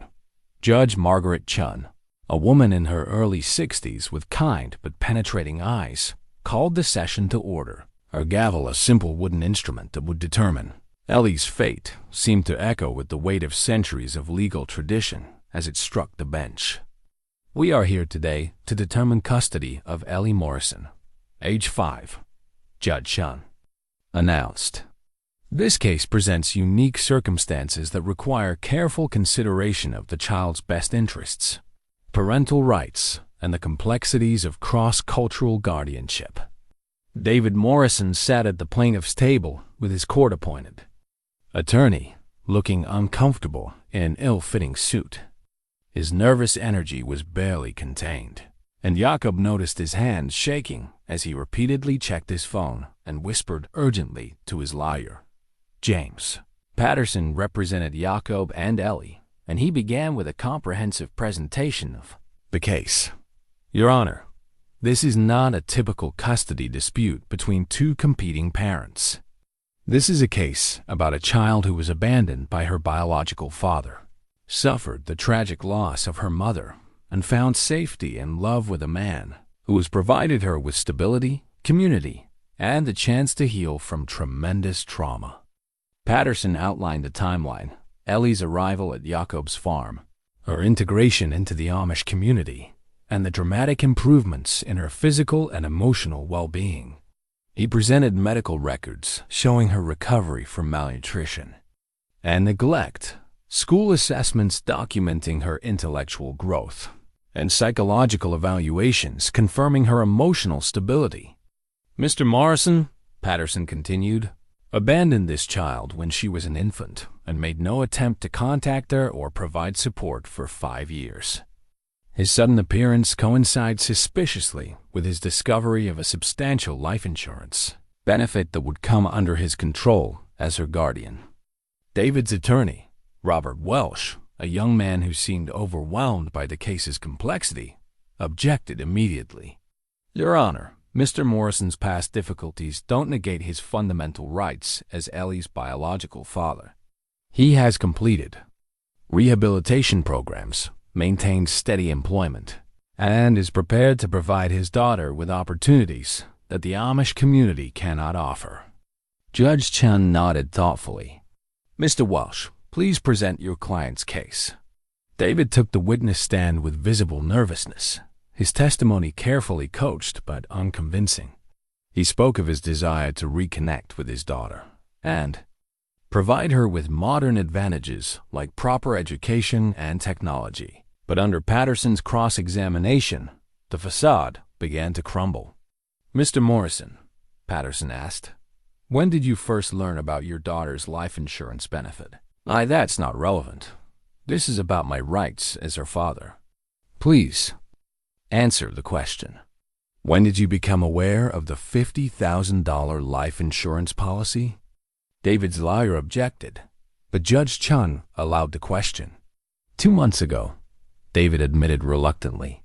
And when did you first contact Child Protective Services about claiming custody? About 6 weeks ago.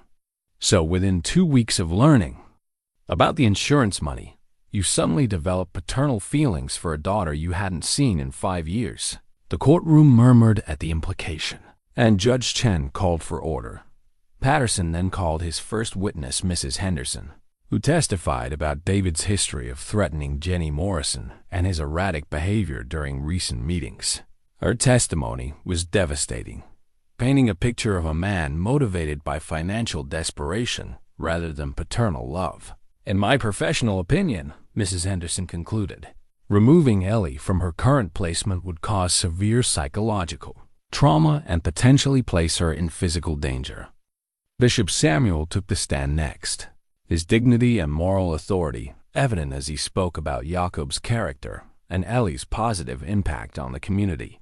"This child has been a blessing to us all," he testified. "She has reminded us that love transcends cultural boundaries and that Christian charity requires action, not just words." But it was Ruth Byler's testimony that brought tears to many eyes in the courtroom. The elderly widow spoke with quiet passion about watching Ellie transform from a traumatized, frightened child into a happy, confident little girl. "I've raised 7 children and helped raise dozens of grandchildren," Ruth said.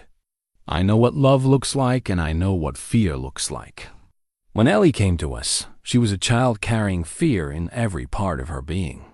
Now she laughs, she plays, she trusts. That transformation doesn't happen by accident. It happens because someone loves you unconditionally."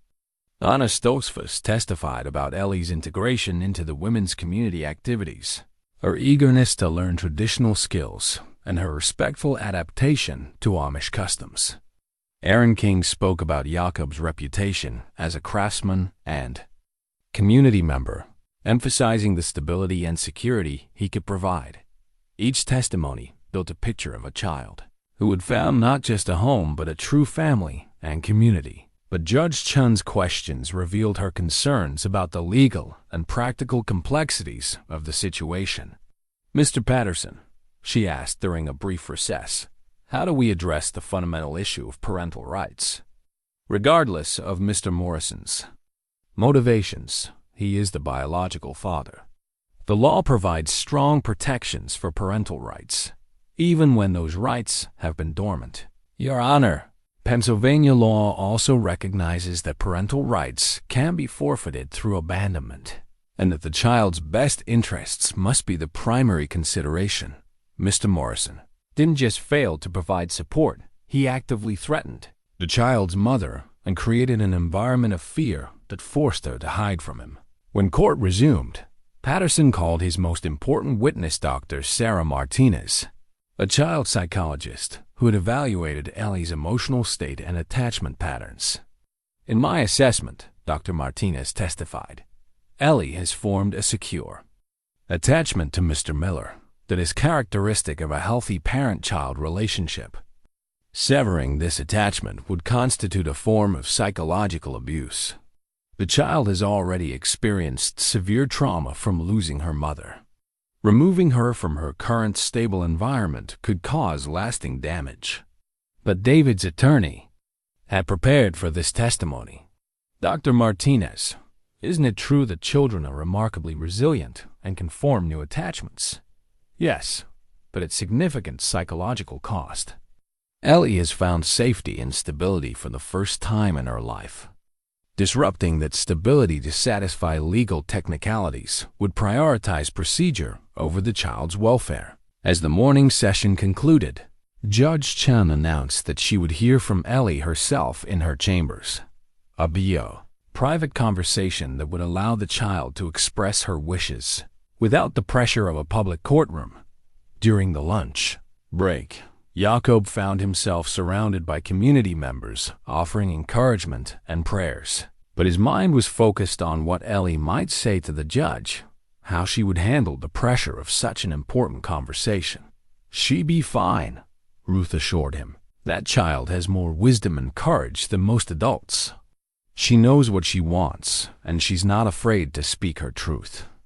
Jakob hoped Ruth was right, because everything they had built together, every moment of healing, every shared meal, every bedtime story, now depended on a 5-year-old girl's ability to convince a judge that love mattered more than biology, that families chosen by the heart were just as real as families created by blood.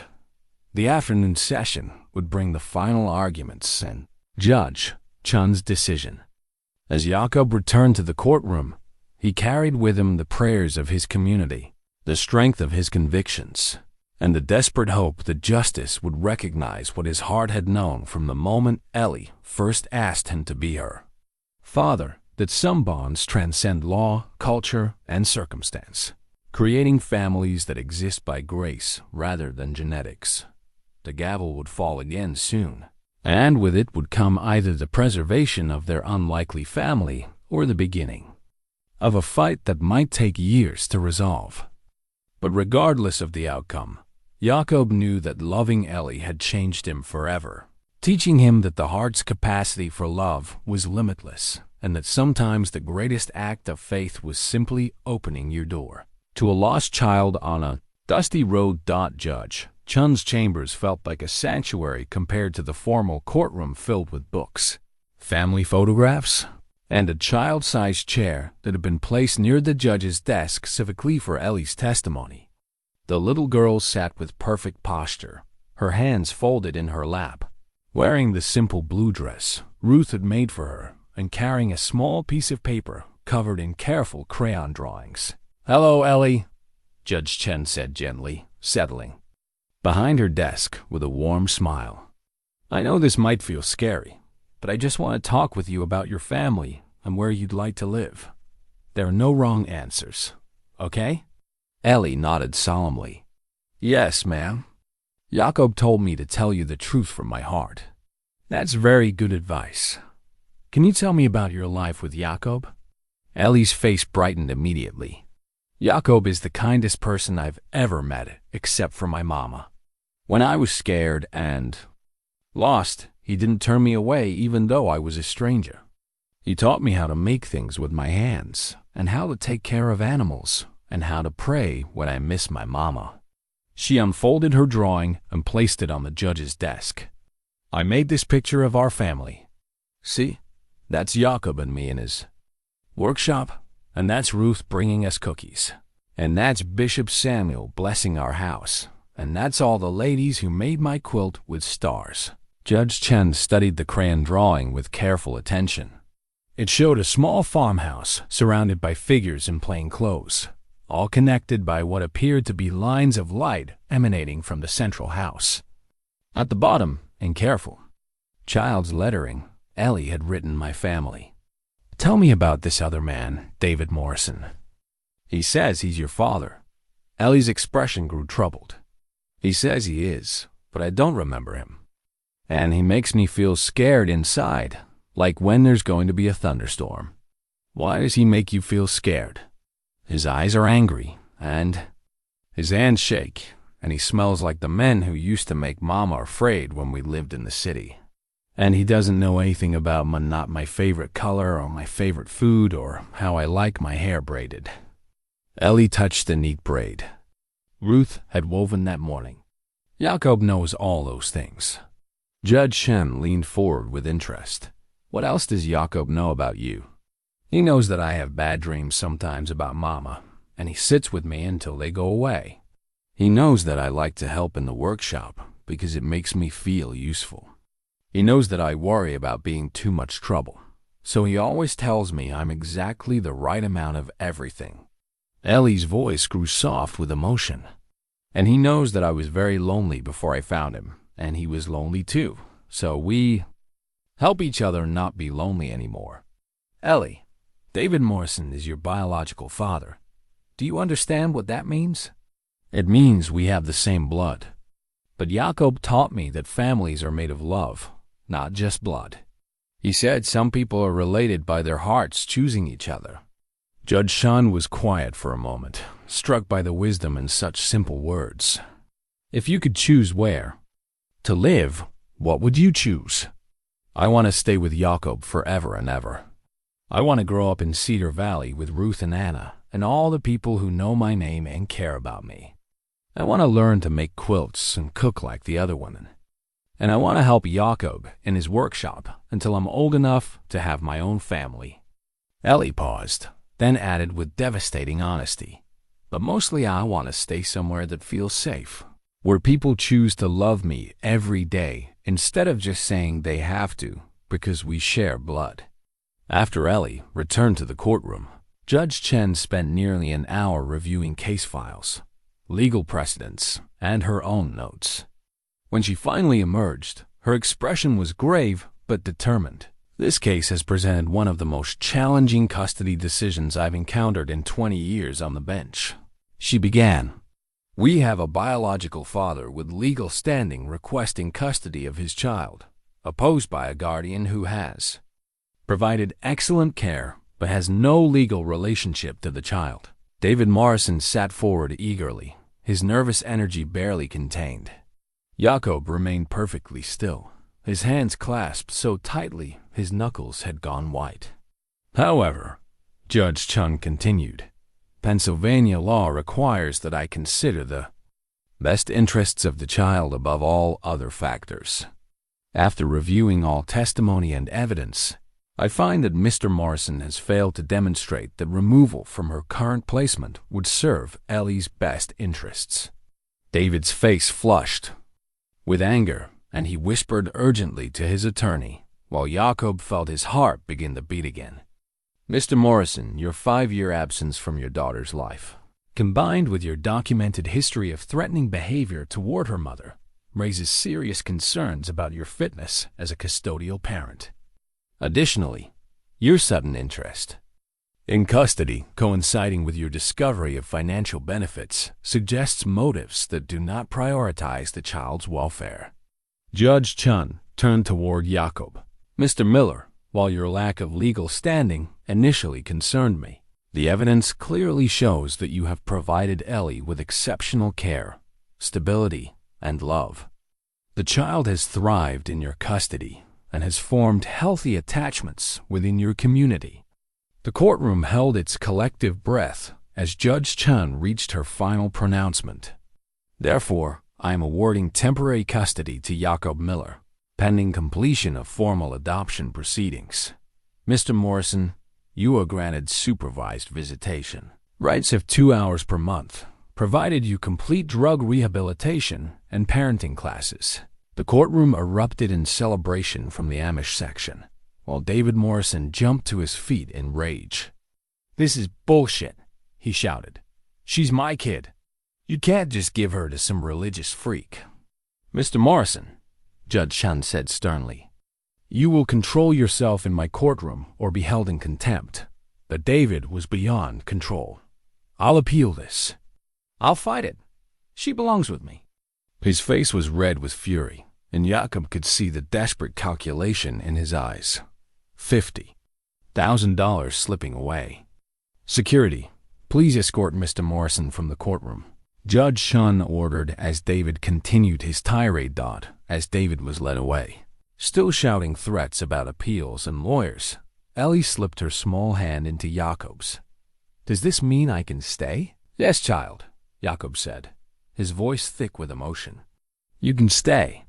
The community celebration that followed was subdued by the knowledge that David might indeed appeal, dragging the case through higher courts. But for now, they had won. Ellie was safe. The family they had built was legally recognized, And love had triumphed over biology and greed. As they left the courthouse surrounded by friends and supporters, Ruth walked beside Jakob and Ellie. "What happens now?" "Now we go home," Jakob said simply. "We go home and we build the life we've been fighting for." Ellie looked up at him with shining eyes. "Jakob, can I call you Papa now? Since the judge said we're really family." The word hit Jakob like a blessing he had never dared hope for. "Yes, Ellie, you can call me Papa."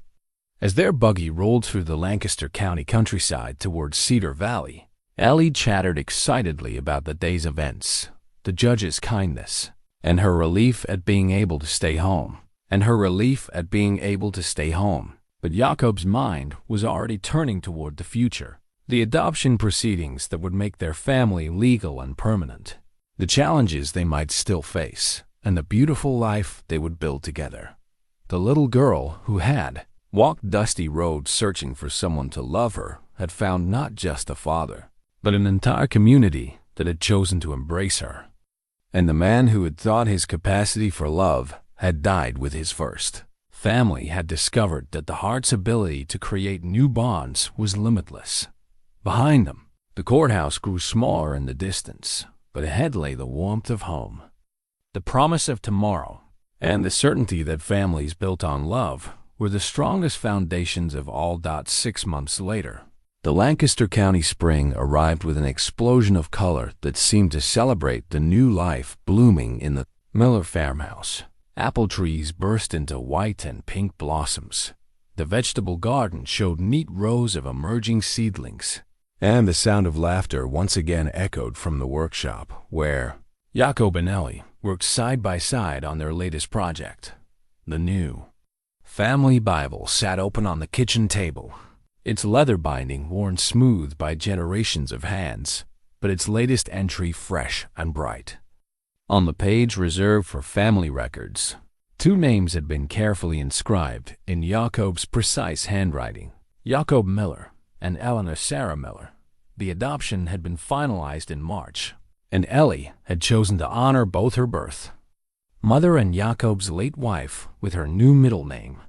"Papa," Ellie called from the workshop, her voice carrying the easy confidence of a child who had never doubted her place in the world. "Can you help me with this corner? I want the horses made to look like it's blowing in the wind." Jakob set down his morning coffee and joined his daughter at her workbench.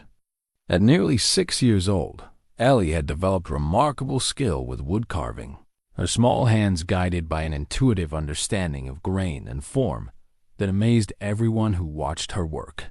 "See how the wood wants to curve here?" Jakob demonstrated, with gentle strokes of his knife. "Don't fight against it. Work with what it wants to become." Ellie nodded seriously, applying the lesson with the focused attention she brought to everything. The wooden horse she was carving was destined for the children's corner of the schoolhouse, where she now attended classes with the other Amish children, learning Pennsylvania Dutch, arithmetic, and the practical skills that would serve her throughout life. The transformation in their daily routine had been remarkable. Where once Jakob had worked in solitude, now their mornings began with shared breakfast and Bible reading. Their days unfolded with Ellie's chatter and questions, and their evenings concluded with stories by lamplight before tucking her into bed under the star quilt that had become her most treasured possession. Bishop Samuel's evolution had been equally striking. The man who had once worried about maintaining separation from the world now pointed to Jakob and Ellie as an example of how faith could bridge differences and create unexpected blessings. At the previous Sunday service, he had spoken about the parable of the Good Samaritan, noting that sometimes God used strangers to teach his people about love. The child who walked into our community as an outsider has reminded us that our doors and hearts should remain open to those in need, he had preached. She has shown us that family is not just about blood or tradition, but about choosing to love and care for one another day after day. Ruth Byler had become Ellie's surrogate grandmother, teaching her the domestic skills that would serve her well as she grew into womanhood. Together, they canned vegetables, baked bread, and tended the flower garden that now bloomed around Jakob's front porch. Ruth often remarked that watching Ellie learn these skills reminded her of her own daughters at that age, and that the child had brought joy back into activities that had become routine. She asked the most wonderful questions, Ruth told Anna Stoltzfus during one of their weekly sewing circles. Yesterday, she wanted to know why we make our bread in the same pattern every week. And when I explained that traditions help families stay connected across generations, she said, "Then I'm helping to make new traditions for Papa and me." The wisdom from that child's mouth. The community's acceptance had grown complete over the months following the custody hearing. Even the Fisher family, who had been among the most skeptical, now included Ellie in their children's playgroups and invited Jakob to their barn raisings. The little girl's natural kindness and eagerness to learn had won over hearts that had initially been close to change. David Morrison had indeed appealed the custody decision, but his case had grown weaker rather than stronger as time passed. Court-ordered drug tests had revealed ongoing substance abuse, and his failure to attend required parenting classes had demonstrated his lack of genuine commitment to fatherhood. Patterson had received word just last week that David's appeal had been denied by the state Supreme Court, finalizing Jakob's parental rights permanently. "It's truly over," Patterson had told Jakob during their final meeting. "David Morrison has exhausted all legal options. Ellie is yours forever, in every legal sense that matters." The relief Jakob felt was profound, but it paled beside the joy of simply living their daily life together. Watching Ellie grow and learn, seeing her confidence bloom, sharing the small victories and everyday moments that comprised their family life. These had become the greatest pleasures of his existence. On this particular spring morning, as they worked together in the shop, Ellie looked up from her carving with a question that had obviously been troubling her. "Papa, do you think Mama Jenny would be happy about how things turned out?" Jakob set down his tools and knelt beside her workbench. "What do you think, Ellie?" "I think she would be happy that I'm safe and loved. And I think she would like you very much, because you have kind eyes like she did." Ellie paused thoughtfully. "But sometimes I worry that I'm forgetting what she looked like when she wasn't in the photograph." "That's natural, child. But you're not forgetting the important things. You're carrying forward her love for you, her strength, and the values she taught you. Those things live in your heart forever. And now I have your love too, and Ruth's love, and the whole community's love. So really, I have even more love than before, don't I?" Jakob marveled at the child's ability to frame loss in terms of addition rather than subtraction. "Yes, Ellie. Love doesn't replace other love. It just keeps growing." That afternoon brought a special visitor, Mrs. Henderson, making her final official visit as Ellie's caseworker. The relationship between the social worker and the family had evolved from professional oversight to genuine friendship, and she arrived bearing a small gift wrapped in brown paper. "For you, Miss Eleanor Miller," she said formally, then broke into a smile. "Though, I suppose I should say, for you, Ellie, from someone who has watched you grow into one of the most remarkable young ladies I've ever had the privilege to know." Inside the package was a small leather journal with Ellie's initials embossed on the cover. "I thought you might like to write down your stories," Mrs. Henderson explained. "The adventure of how you found your family, the things you learned from your papa, the memories you want to keep forever." Ellie hugged the journal to her chest. "Thank you. I'll write about everything, about the day I walked to Papa's farm, and about Ruth's cookies, and about the quilt with stars, and about how love makes families." That evening, as the spring sunset painted the sky in shades of rose and gold, Jakob found himself completing a project he had started. Months earlier, the rocking chair he had begun for Sarah but never finished. With careful, loving strokes, he carved the final details into the wooden scrollwork, transforming it from a monument to loss into a celebration of new life. When Ellie discovered him working by lamplight, She climbed into his lap as he tested the chair's gentle motion. "Is this the chair you started for Sarah?" she asked softly. "Yes, but I'm finishing it for you now. For when you have children of your own someday, and you want to rock them to sleep with stories about their grandfather who was a woodworker, and their grandmother Ruth who made the best cookies in Lancaster County, and the community that welcomed them before they were even born." Ellie nestled against his chest, listening to the steady rhythm of his heartbeat. "Will you tell me about Sarah? I want to know about my other mama." And so Jakob began the story he had never been able to tell before, about the woman who had filled his early life with laughter, about the children who had brought in joy, about the fire that had taken them away, and about the years of silence that had followed. But this time, the story didn't end with loss. It continued with a little girl walking down a dusty road, asking a stranger to be her father, and transforming grief into grace. "Sarah would have loved you immediately," Jakob concluded. "She had the biggest heart of anyone I ever knew, and she would have understood exactly why God brought us together. Do you think she's watching us now?" Jakob looked around the kitchen, where they sat at the Bible with their names written together, at the photograph of Ellie and her birth mother in its carefully carved frame, at the drawings covering the refrigerator, and the signs of daily life that filled every corner. "I think love doesn't end when people die," he said finally. "I think it finds new ways to show itself. Sarah's love lives on in the way I learned to love you. Your mama Jenny's love lives on in the strength and kindness you show every day. And our love, yours and mine, will live on long after we're both gone, in the memories we make and the people whose lives we touch." As they rocked together in the chair that had waited 3 years to fulfill its purpose, Ellie asked one final question. "Papa, are you happy now?" Jakob considered the question with the seriousness it deserved. 6 months ago, he had been a man merely surviving, going through the motions of life without truly living. Now he was a father again, a member of a community he helped shape, a craftsman whose work carried meaning beyond mere function. "Yes, Ellie," he said with quiet certainty, "I am truly happy."